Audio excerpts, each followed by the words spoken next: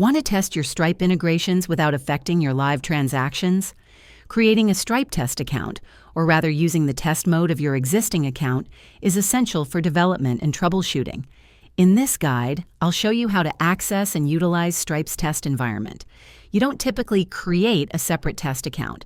Instead, every Stripe account comes with a built-in test mode. To access it, simply log into your Stripe dashboard.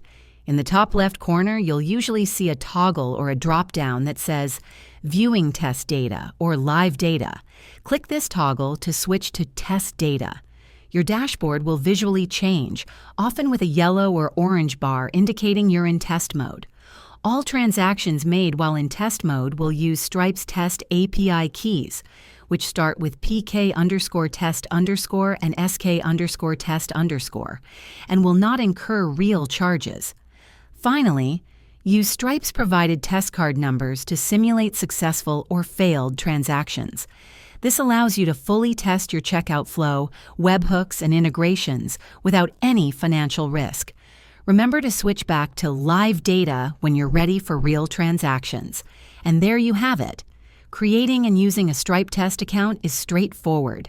If this video was helpful, give it a thumbs up and subscribe for more tips.